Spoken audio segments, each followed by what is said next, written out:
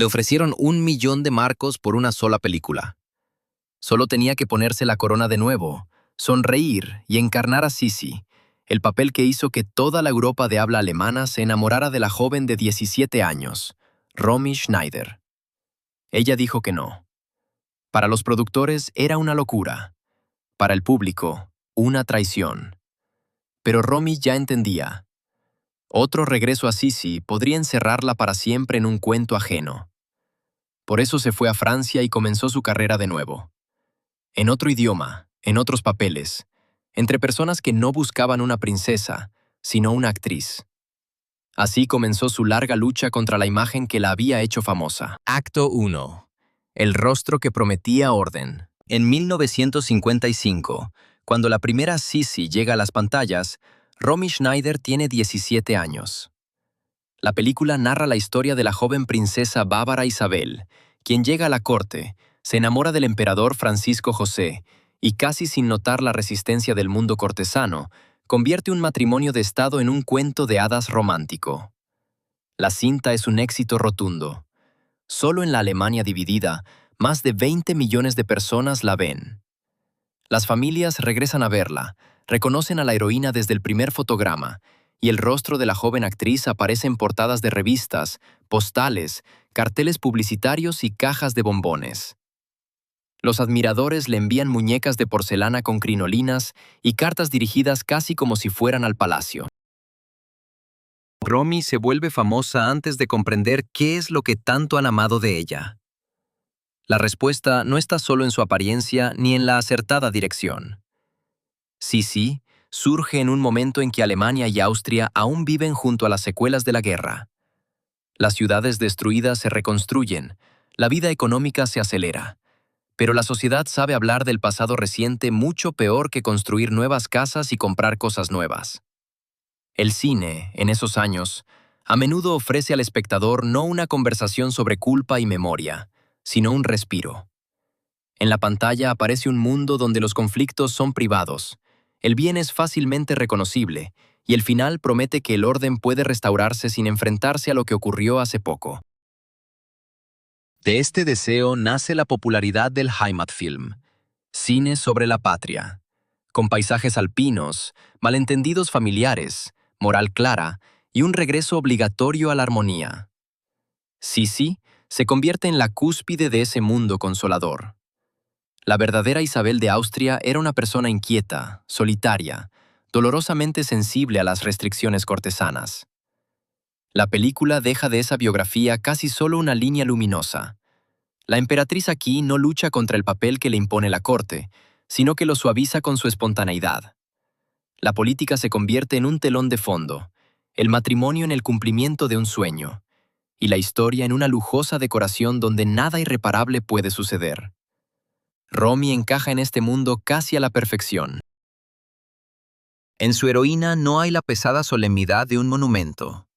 Ella ríe, corre, se sonroja, discute con su madre y parece que la etiqueta cortesana aún no ha tocado su carácter vivaz. Esa ligereza se convierte en su mayor logro actoral. Pero el público no ve un trabajo. Les parece que Romy simplemente es así. Clara, dócil, inocente, incapaz de dureza o de oscuridad interna. La precisión de su actuación se toma como coincidencia con su propia naturaleza. Aquí surge la primera trampa. Los espectadores aman no solo al personaje, sino la sensación que les da. Romy se convierte en el rostro de un mundo donde el pasado puede dejarse fuera de la sala de cine, donde la belleza está ligada a la bondad y la juventud no sabe nada de culpa ni destrucción. Cuando la gente la llama Su Majestad en la calle, no es solo una continuación simpática de la película. Es como si comprobaran si la promesa de la pantalla funciona más allá de sus límites. Quieren que la princesa exista incluso después de los créditos. Los productores rápidamente entienden que no están ante un éxito de taquilla común. Ya al año siguiente aparece Sisi, la joven emperatriz, y un año después, Sisi, los años difíciles de la emperatriz. Con cada nueva entrega, el mundo alrededor de la heroína se vuelve un poco más inquietante. Deberes cortesanos, enfermedad, separación. Pero Sisi permanece inalterable. Puede llorar, cansarse, sufrir, pero al final siempre regresa a esa suave armonía por la que el público compra su boleto. Así también debe comportarse Schneider. Si en una foto no sonríe, la prensa encuentra un capricho. Si responde demasiado directo, surgen rumores de divismo. Su ropa, entonación y gestos se comparan no con el comportamiento de una joven, sino con la imagen de una emperatriz ideal. El amor del público se transforma gradualmente en un contrato que se firma sin su participación. Te hicimos famosa, y estás obligada a seguir siendo quien amamos. Lo más cruel es que este contrato le prohíbe lo más natural: crecer. Romy envejece, cambian sus intereses, su voz, su cuerpo, su concepción de la profesión. Pero Sisi fue creada como una imagen inmóvil. Su fuerza radica precisamente en la ausencia de cambios. En el cuento de hadas puede superar pruebas, pero no puede convertirse en otra persona. Y cuanto más exitoso es el filme, más exige a la actriz esa misma inmovilidad. El éxito temprano suele presentarse como una liberación. La fama trae dinero, elección, la posibilidad de dictar condiciones. En el caso de Romy, todo sucede al revés. Tiene honorarios, admiradores y ofertas interminables, pero casi desaparece el derecho a decidir cuál debe ser el siguiente papel. Cada nueva película se evalúa con una sola pregunta: ¿destruirá la imagen amada? Y dado que esta pregunta no solo la hacen los estudios, sino también las personas que manejan su carrera en casa, la trampa pública se fusiona casi imperceptiblemente con la familiar. Acto 2. La familia como estudio de cine. Romy Schneider no llega al cine por casualidad. Su madre, Magda Schneider, es una actriz famosa del cine alemán de antes de la guerra. Su padre, Wolf Albach-Retty, actúa en películas y en teatro, y su abuela paterna pertenece a una célebre dinastía teatral austriaca. En 1953, Romy, con 15 años, aparece por primera vez en la película Cuando florece la lila blanca, donde Magda tiene el papel principal. Al público se le ofrece una historia conmovedora. La hija da sus primeros pasos junto a su madre, el talento se hereda, la familia protege a la joven de los peligros de la profesión. Al principio, esa protección es realmente necesaria. Romy no tiene formación actoral, no sabe leer contratos, negociar o rechazar ofertas. Aprende directamente en el set. Cómo manejar la luz, memorizar rápidamente el texto, mantener la concentración cuando una escena se repite varias veces. Magda elige los guiones y discute las condiciones, mientras que su padrastro, Hans Herbert Blatzheim, se encarga de los asuntos financieros y legales. Pero cuanto más exitosa se vuelve la hija, menos parece esta estructura una ayuda temporal.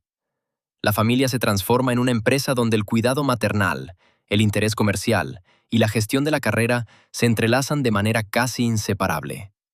Después de Sisi, alrededor de Romy se forma un círculo perfectamente cerrado. Los productores quieren repetir la imagen rentable. La prensa desea mantener a la favorita nacional. La familia quiere proteger su reputación y al mismo tiempo no perder ingresos. Cada participante puede afirmar sinceramente que actúa por su bien, pero el resultado es el mismo. Las decisiones se toman antes de que la actriz misma pueda entender lo que realmente desea. Los guiones cambian de escenario, pero no ofrecen desarrollo. Romy interpreta a herederas bondadosas, chicas castas, huérfanas alegres, jóvenes aristócratas. A veces la acción se traslada a Italia, a veces a la modernidad, a veces aparece otro compañero. Pero de ella siempre se espera el mismo conjunto de reacciones: una sonrisa luminosa, una leve tristeza, una sumisión que nunca se convierte en verdadera protesta. Incluso cuando su personaje discute, el espectador debe estar seguro de que su desacuerdo es inofensivo. Las filmaciones se suceden una tras otra. La industria se apresura a explotar la juventud mientras aún encaja en el papel, y al mismo tiempo exige que esa juventud no termine. Como resultado, Romy trabaja mucho, pero casi no aprende a elegir. Desarrolla una enorme resistencia profesional. Llega a tiempo, sabe el texto, puede repetir rápidamente la emoción necesaria, No se queja de los días largos. Por ahora, esta cualidad la convierte en una intérprete conveniente. Más tarde, esa misma disciplina le permitirá soportar los ensayos de Visconti, los rodajes difíciles con Zulavsky y trabajar en momentos en que su vida personal casi pierde forma. Pero a mediados de los 50, aún no se pertenece a sí misma. La maneja una cadena de producción. El punto de quiebre llega cuando los productores hablan de una cuarta Sisi.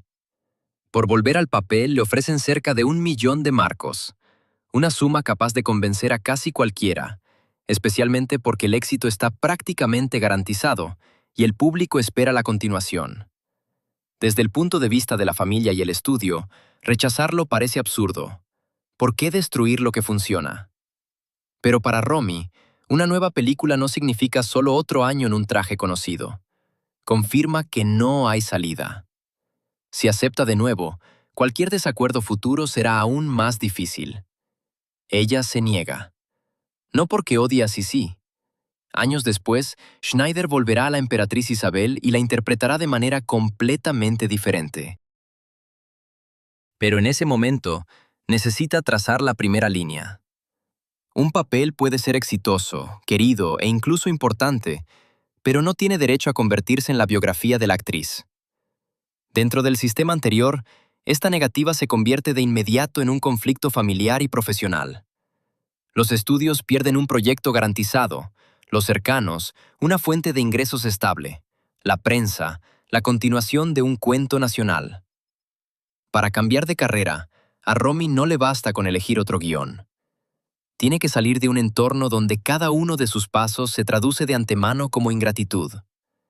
Por eso, en 1958, un viaje de trabajo a Francia rápidamente se convierte en algo más que el rodaje de otro melodrama. En la escalerilla del aeropuerto de Orly, en París, la recibe un joven Alain Delon con un ramo de rosas rojas. Para los fotógrafos, es una escena perfecta. La princesa austriaca, el galán francés, el inicio de un romance. Para Romy, es la primera puerta a una vida donde aún no la conocen lo suficiente como para decidir de antemano quién debe seguir siendo. Acto 3. París. Un escape que se convierte en escuela. Romy llega a Francia para el rodaje de la película Christine. Alain Delon es su compañero de reparto, y entre ellos surge una relación que pronto la prensa utiliza para explicar todo lo demás. Su partida de Alemania se transforma en una historia de amor, impulsividad e influencia de un joven. Un relato conveniente que permite ignorar que, ante todo, la actriz enfrenta un reto profesional.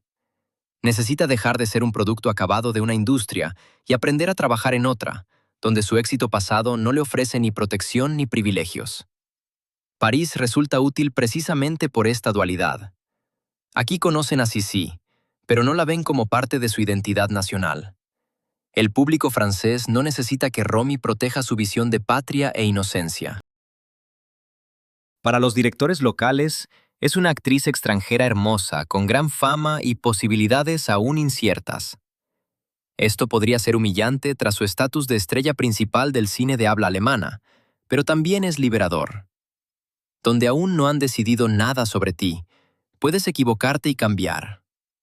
Al principio, cambiar de país no es suficiente. Romy trae consigo hábitos del cine temprano, una entonación un poco demasiado suave, gestos preparados, la habilidad de ejecutar con precisión lo que se espera de ella.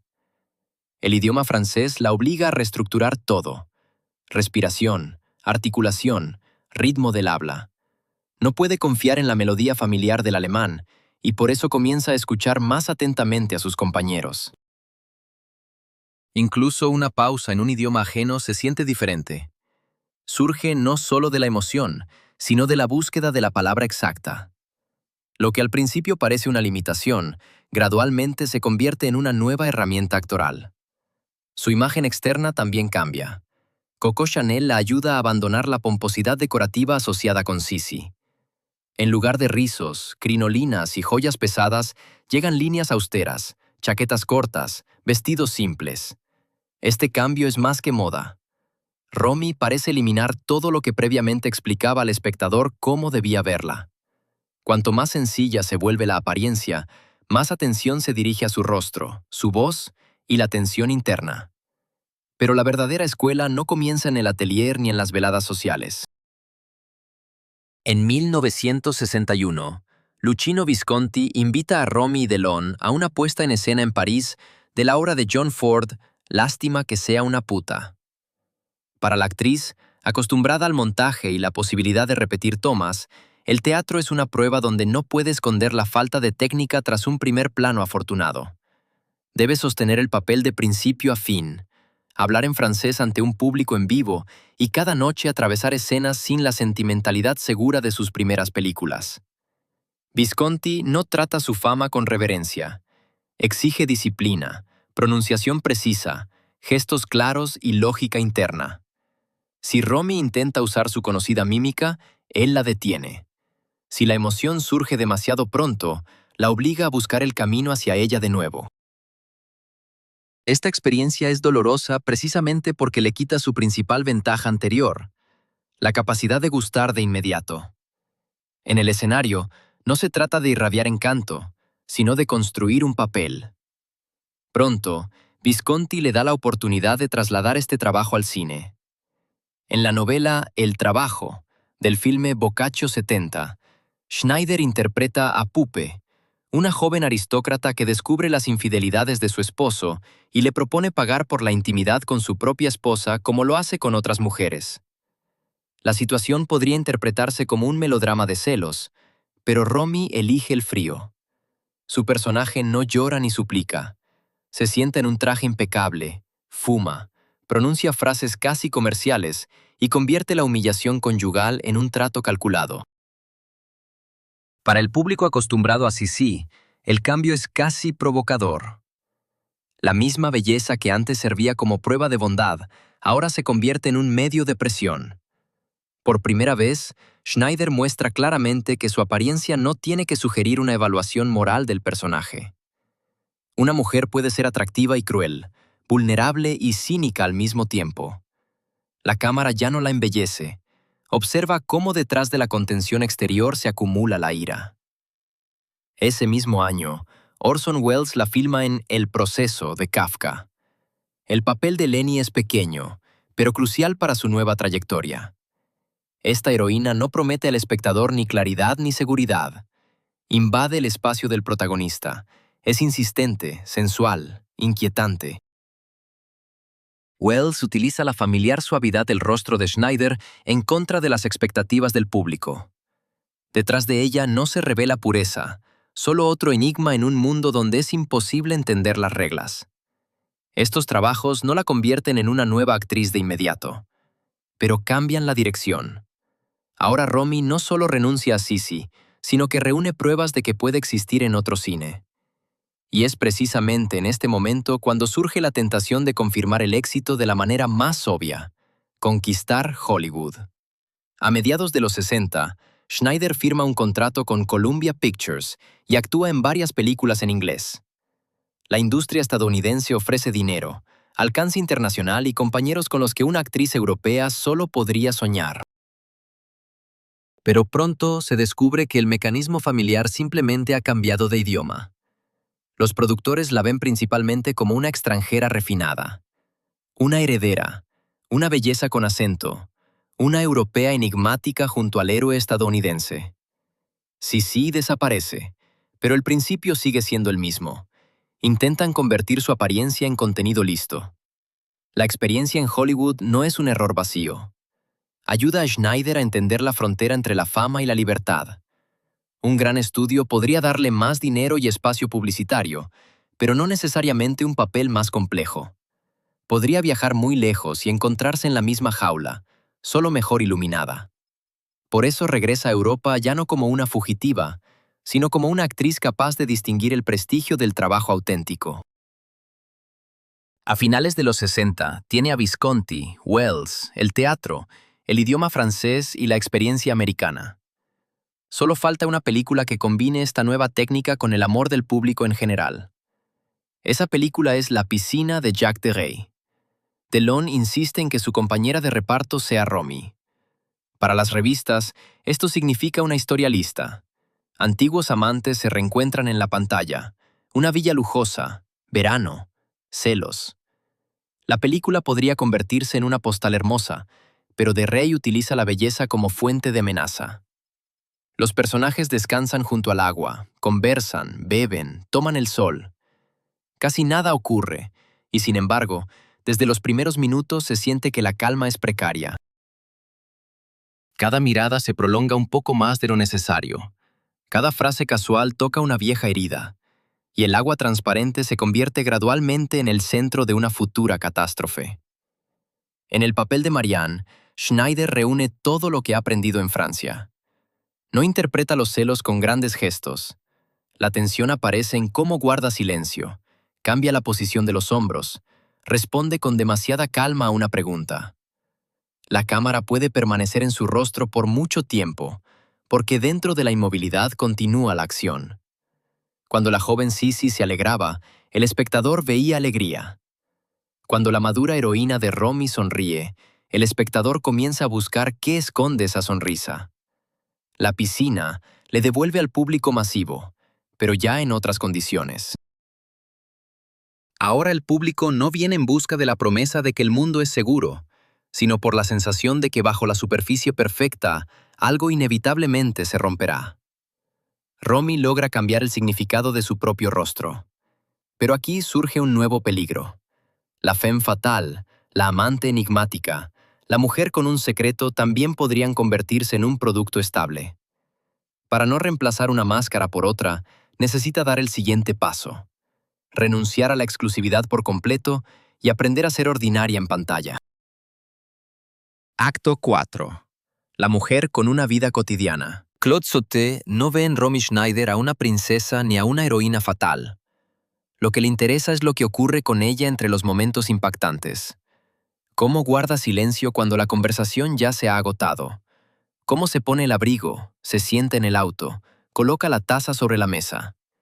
En 1970, la filma en Las cosas de la vida, y es esta película la que revela esa parte de su talento que más tarde se volverá casi indispensable para el cine francés.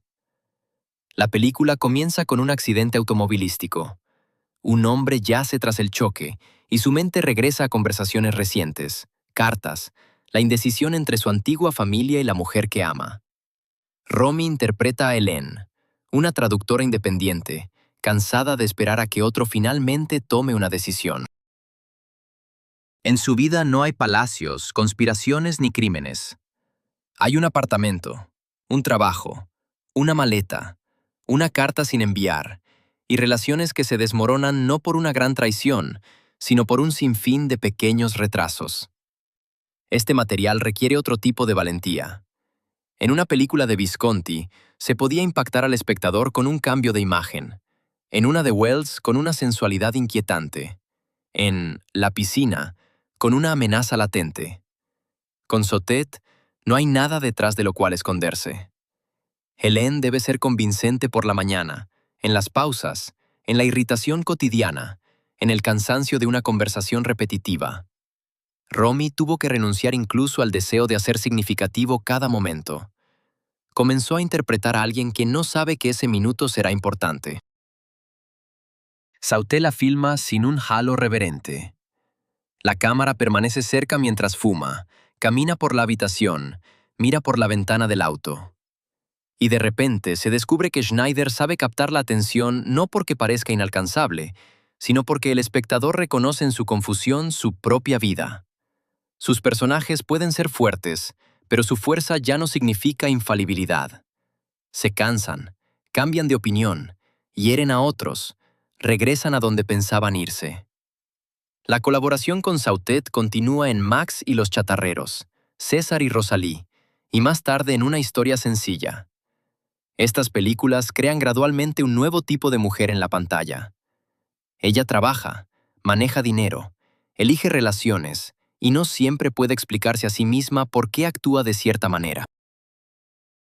Rosalie en César y Rosalie está entre dos hombres, pero la película no la convierte en un premio que uno de ellos debe ganar. Ella se va, regresa, se equivoca, intenta mantener su libertad y al mismo tiempo no puede vivir sin cercanía. Su inconsistencia no la desenmascara, la hace viva. Para Romy, esto es una victoria importante sobre el primer mito. A Sisi la amaban porque siempre permanecía moralmente clara. Las mujeres de Sotet tenían el derecho de no saber la respuesta correcta. Podían elegir mal y no perder la dignidad. El cine ya no exigía que el espectador aprobara cada una de sus decisiones. En 72, Schneider regresa a la figura de la que parecía haber huido toda su carrera.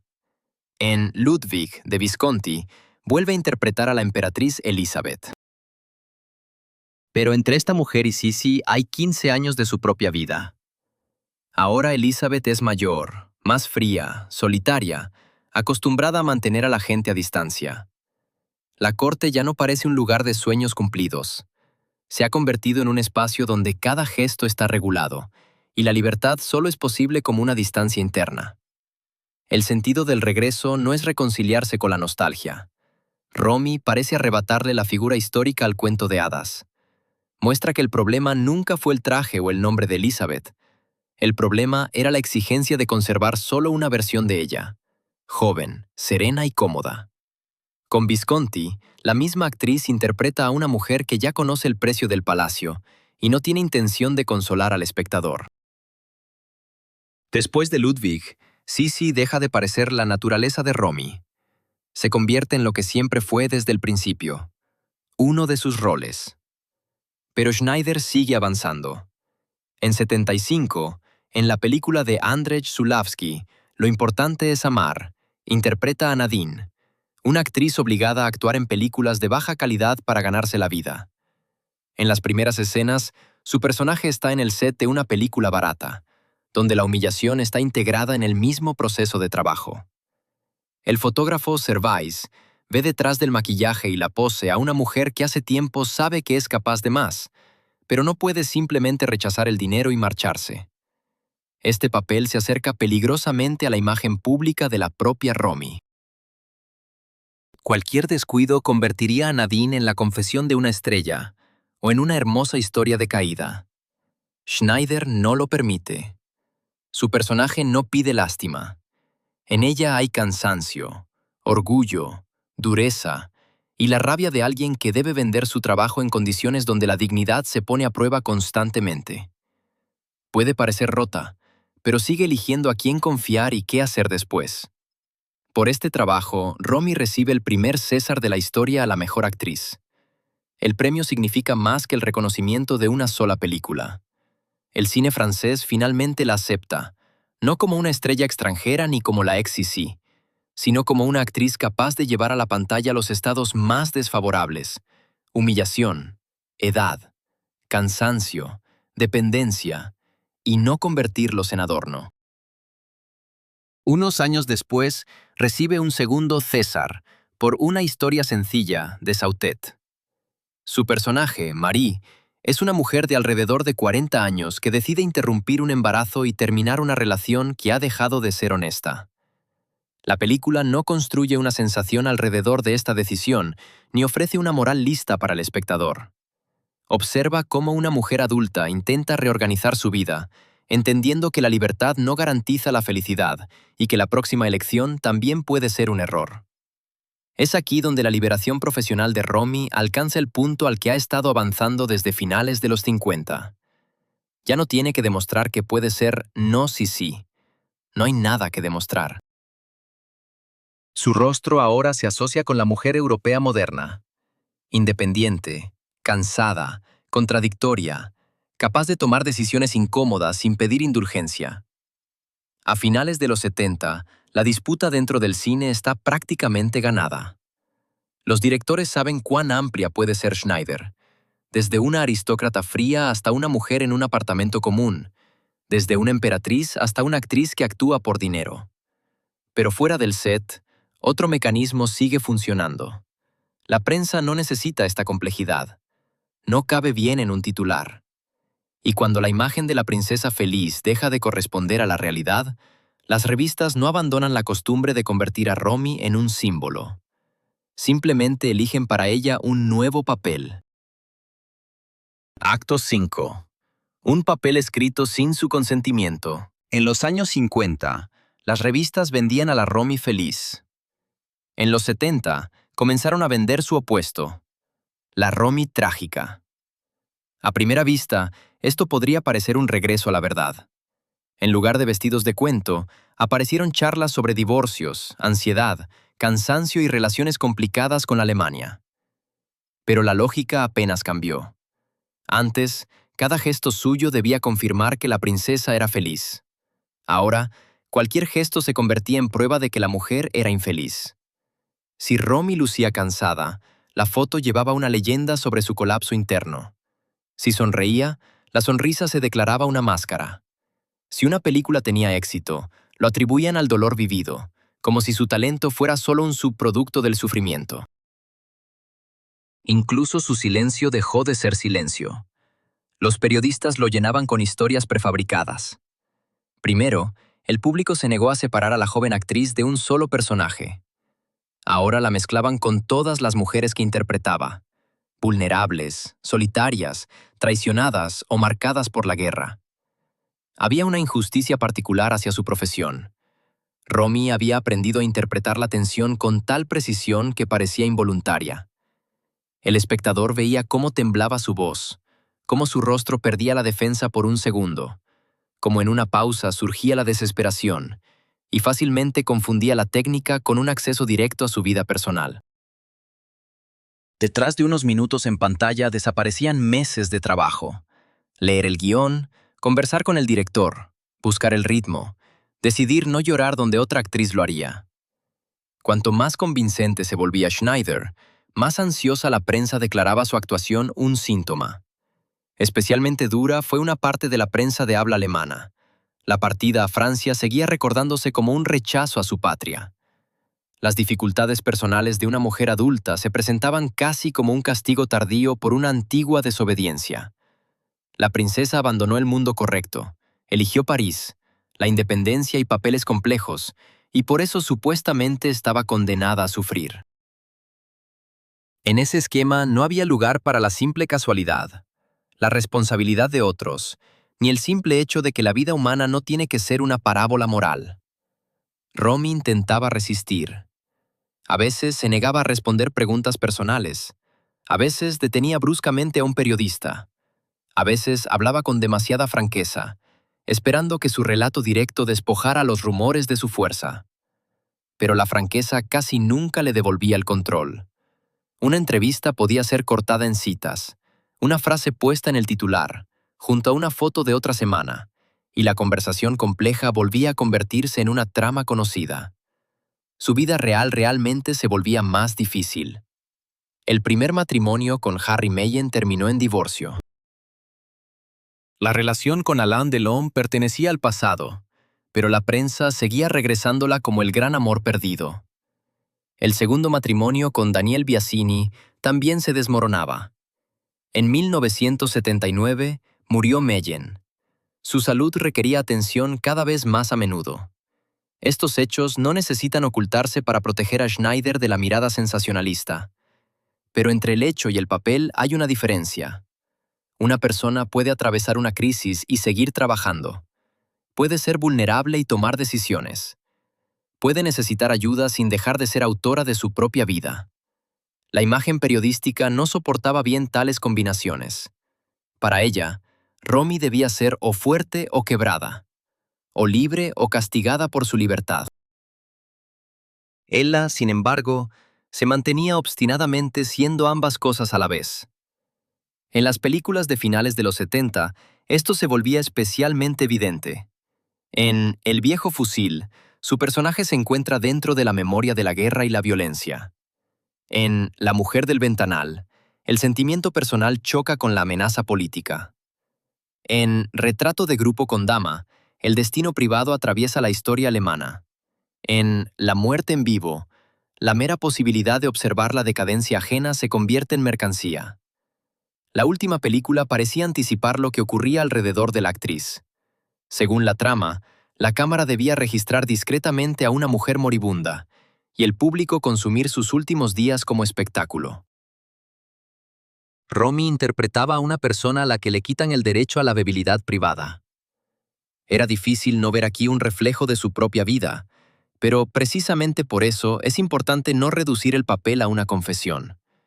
Eligió un material donde la mirada ajena se convertía en una forma de violencia, y no interpretó a una víctima indefensa de la observación, sino a una mujer que intentaba mantener su dignidad, incluso cuando querían convertir su muerte en un programa. Cuanto más insistía la prensa en buscar en sus películas confirmaciones de su biografía, más importante se volvía para Romy el propio escenario. Allí, la experiencia personal no necesitaba ser explicada ni vendida. Se sometía a la forma, al diálogo, al compañero, a la luz, a la duración del plano. Fuera del trabajo, cualquier gesto suyo podía ser interpretado de cualquier manera. Dentro de la escena existía una tarea que se podía resolver con precisión. Así, la disciplina, desarrollada desde su juventud y que alguna vez sirvió a un engranaje ajeno, gradualmente se convirtió en su propio territorio. No la libraba del dolor ni hacía su vida manejable, pero permitía separar la experiencia del caos.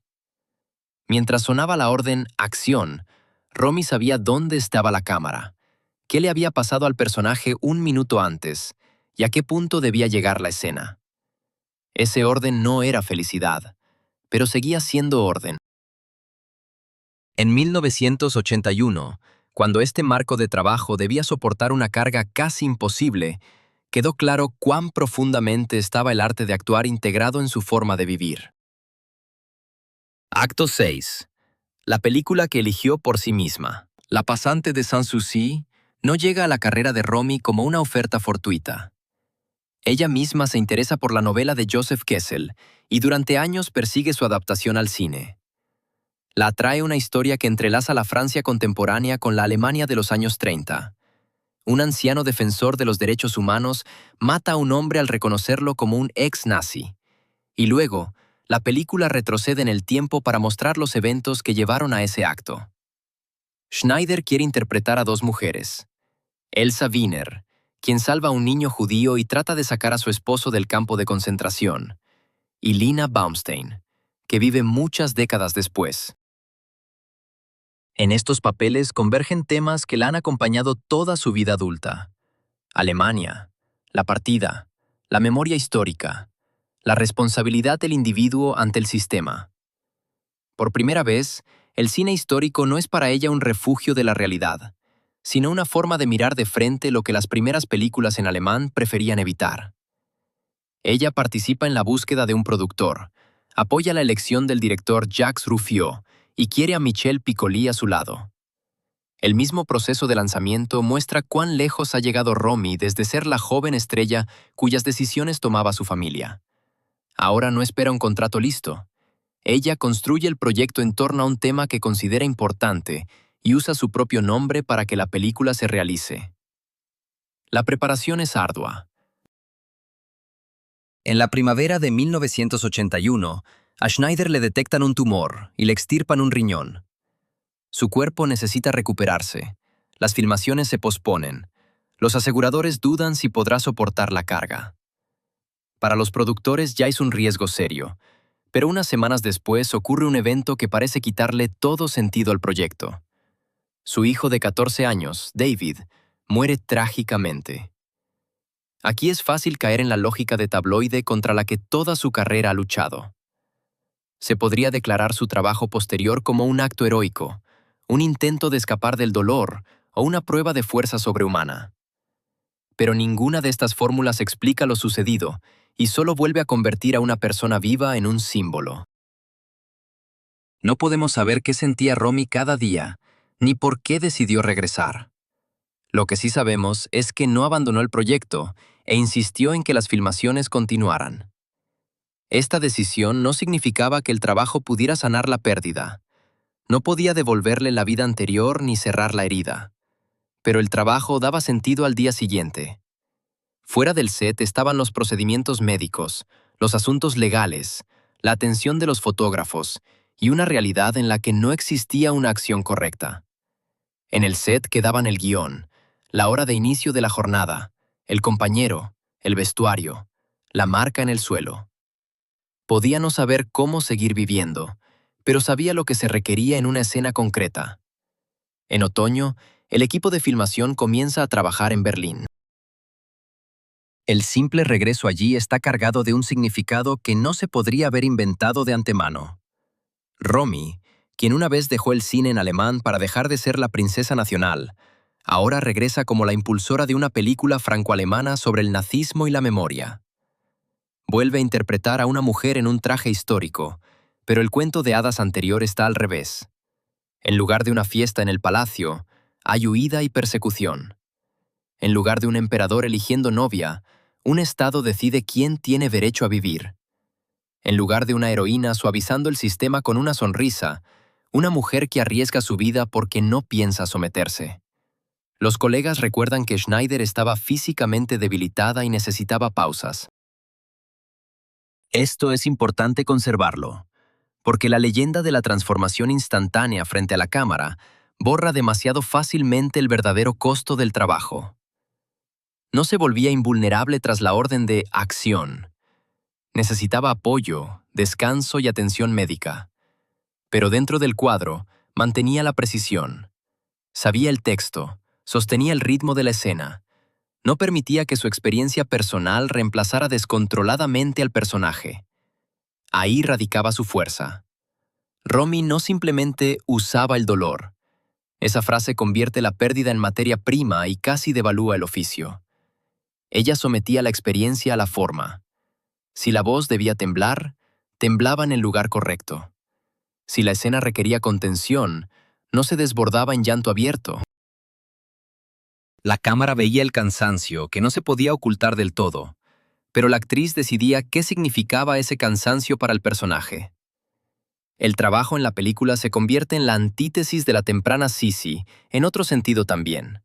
Entonces, la industria usaba su rostro para que la sociedad no tuviera que mirar la historia reciente. Ahora, Schneider usaba su fama para devolver esa historia al cuadro. Ya no servía al olvido colectivo, obligaba al espectador a recordar. La dedicatoria en los créditos finales, a David y su padre Harry Mayen, hacía inevitable el contexto personal. Pero la película no era un monumento cerrado a la tragedia familiar. Su tema era más amplio. Cómo la violencia del pasado sigue actuando décadas después, y por qué a veces una persona es responsable de un evento que no vivió personalmente. Para Romy, era una forma de redirigir la mirada pública. Los periódicos querían hablar de su dolor privado. Ella proponía hablar de la memoria histórica. Cuando las filmaciones terminan, frente a la cámara ya no está la joven tratando de demostrar que puede actuar en serio. Está la actriz madura que eligió el material, ayudó a lanzar la producción y llevó la película hasta el final en circunstancias donde nadie habría tenido derecho a reprocharle si se hubiera negado. Por eso, La pasante de Sanssouci no es solo su último papel.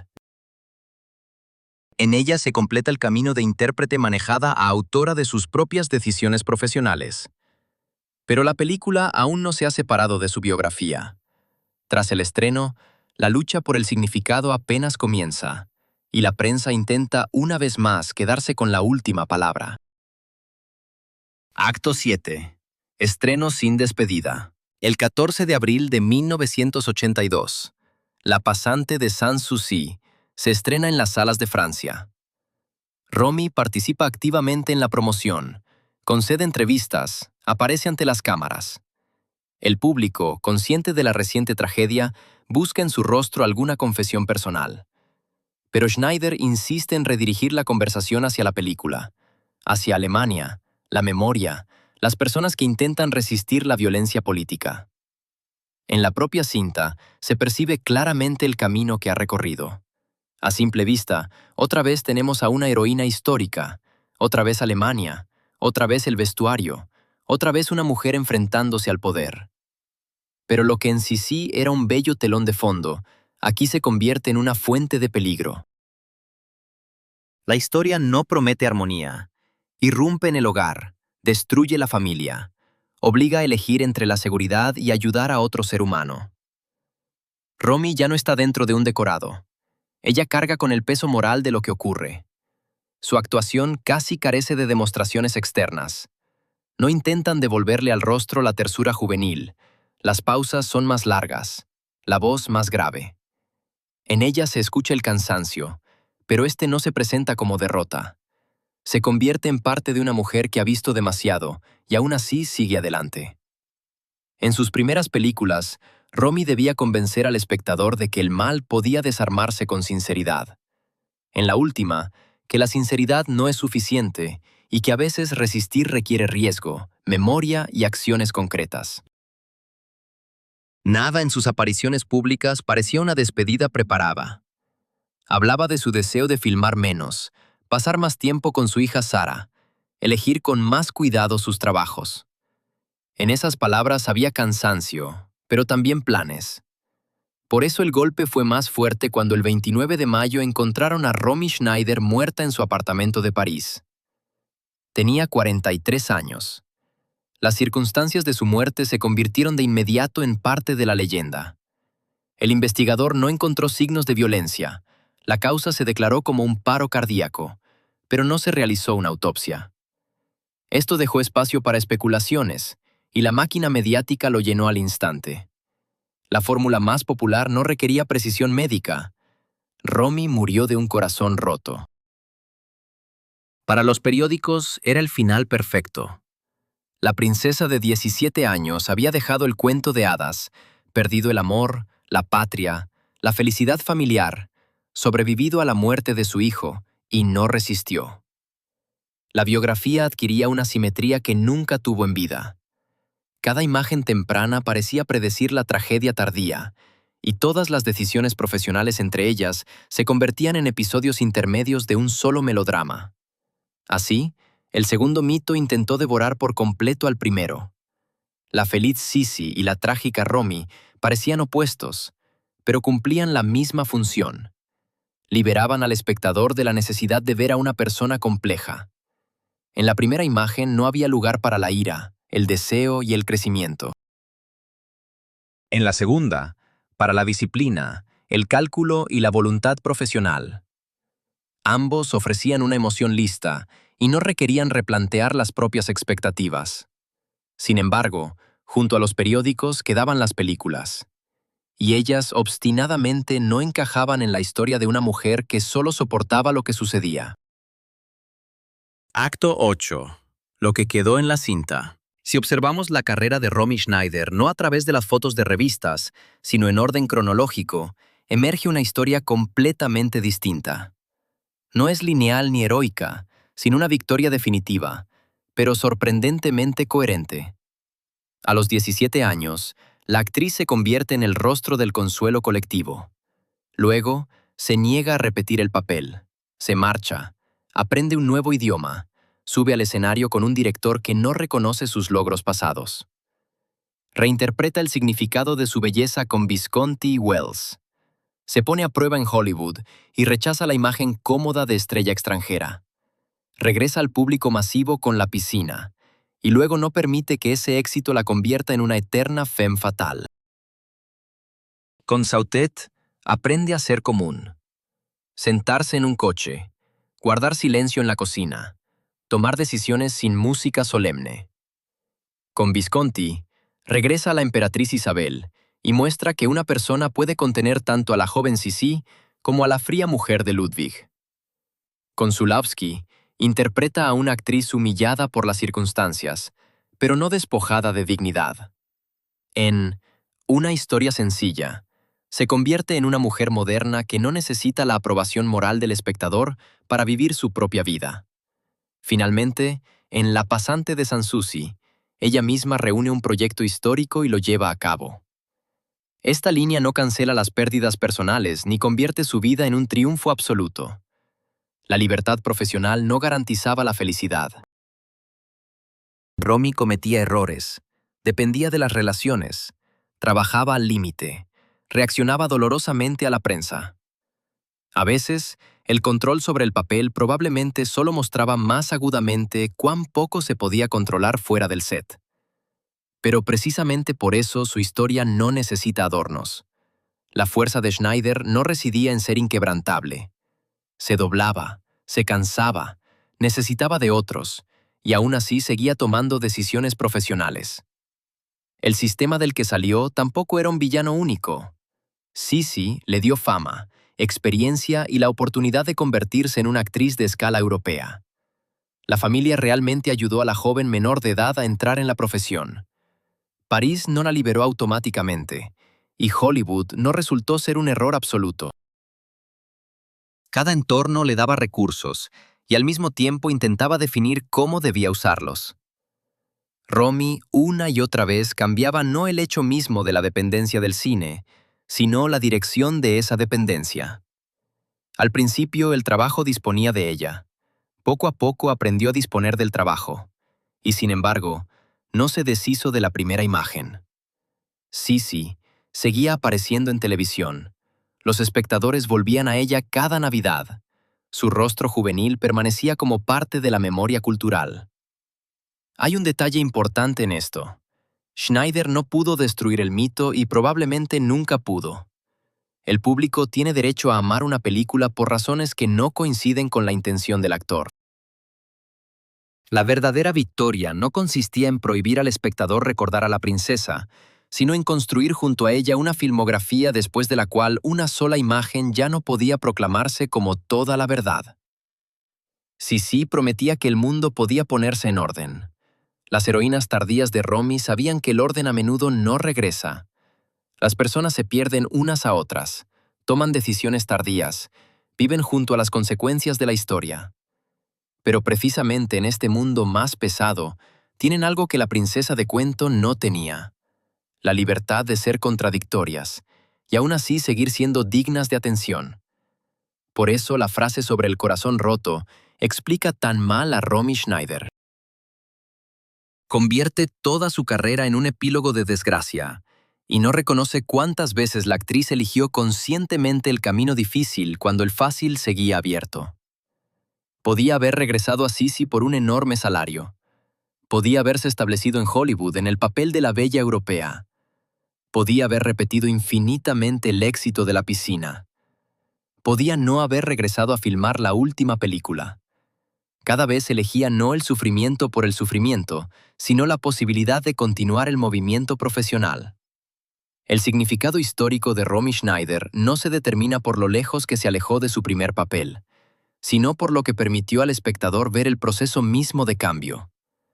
En la cinta quedó no solo la juventud y no solo el cansancio. Quedó el crecimiento, algo raro para una estrella cuya temprana belleza trajo demasiado éxito. Vemos cómo su rostro pierde serenidad pero gana significado, cómo la suavidad exterior deja de prometer sumisión, cómo la actriz aprende no a proteger al espectador de la ansiedad, sino a mantenerlo dentro de ella. En abril de 1982, presentando La pasante de Sanssouci, Romy nuevamente estaba junto a su historia, pero ya no era una parte decorativa de ella. Eligió el tema, la película y la forma de hablar. Aunque fuera por poco tiempo, aunque a costa de un enorme esfuerzo, la última palabra profesional le pertenecía. En las viejas películas de Sisi, ella sigue riendo como si no hubiera guerra, ni vejez, ni pérdidas en el horizonte. Esa sonrisa aún cumple con el propósito para el que fue creada: devolver al espectador a un mundo donde el bien es fácil de reconocer, el amor lo cura todo, y la historia termina en boda. Pero ahora, detrás de esa sonrisa, puedes ver más. No una condena secreta ni una tragedia futura. Eso sería otro intento de hacer que una chica de 17 años interprete toda su vida de antemano. Se percibe la maestría de una joven actriz que entregó al público, con demasiada convicción, lo que éste necesitaba. Y se ve cuánto tiempo le llevó después separar la precisión de ese papel de su propia identidad. Romy Schneider se hizo famosa antes de tener el derecho de elegirse a sí misma. Durante toda su carrera posterior, recuperó ese derecho no con declaraciones, sino con trabajo. Un nuevo lenguaje, una nueva técnica, películas arriesgadas, rechazando ofertas cómodas, volviendo a aquellos personajes que alguna vez no le pertenecieron. Su mayor victoria no fue dejar de ser Sisi. Desprenderse de Sisi era imposible, y tampoco era necesario. La victoria está en que, al final, Sisi se convirtió en solo uno de sus papeles.